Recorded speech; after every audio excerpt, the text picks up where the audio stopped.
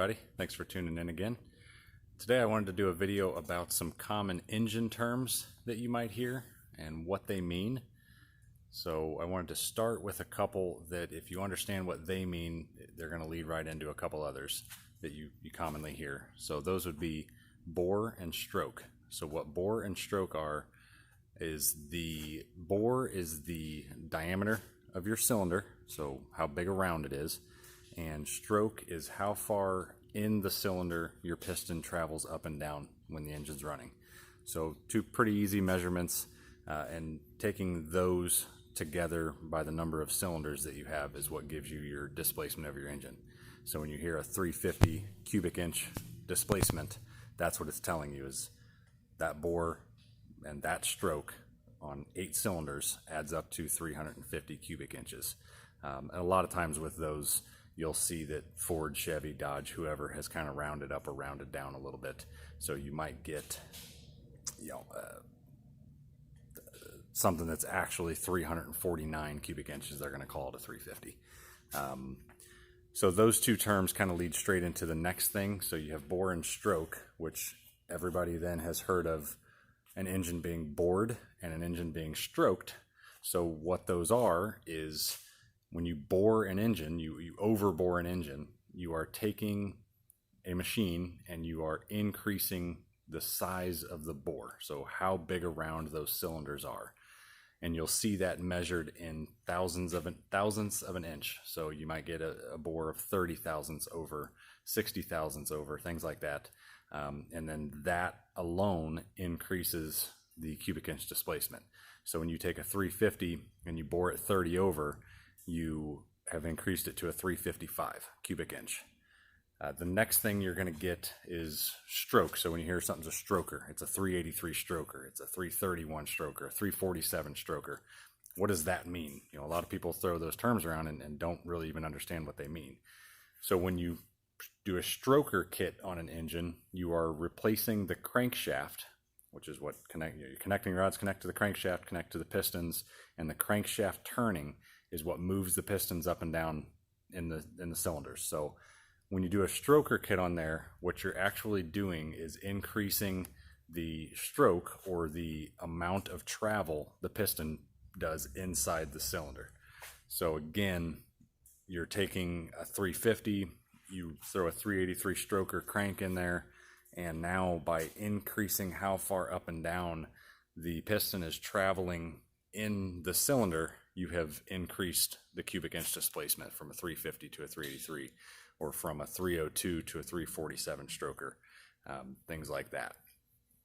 So the next thing I want to kind of get into is another very, very common thing to hear in the car world, all imports, whatever you want to call them, tuners, modern muscle cars, classic muscle cars, resto mods, everything.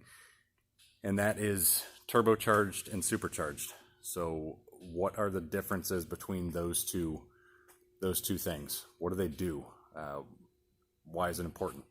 So when you take an engine, if it is not turbocharged or supercharged, it is naturally aspirated. That's what we call that, NA. So you might see it's a 350 NA, naturally aspirated.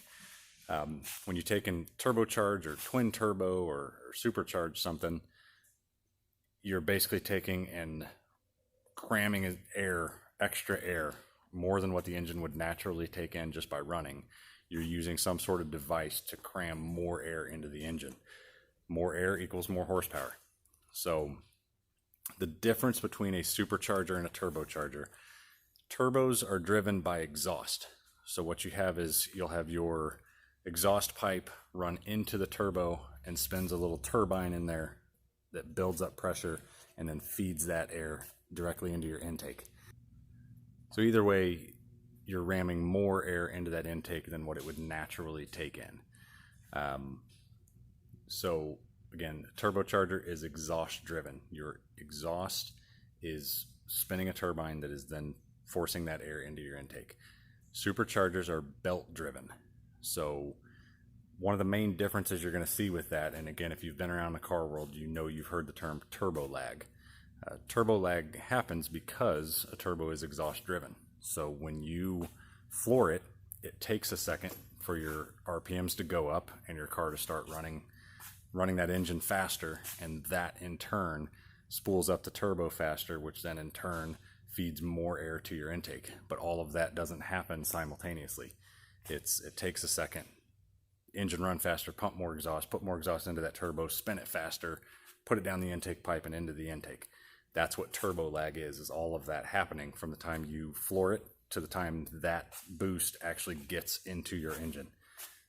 With a supercharger, it's a little more direct because it's belt driven. So when you floor it with a supercharger, your RPMs jump up and your supercharger immediately jumps up as well because it's connected to the crankshaft via belt.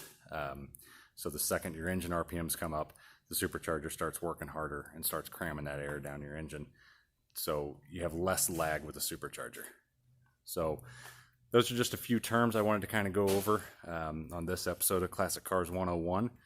I will at some point dive in a little further into cubic inch displacement and different types of superchargers, different styles of turbo setups and things like that as well. So make sure you stay tuned for that. Don't forget to like the video, leave your comments below, and subscribe. Thanks for watching.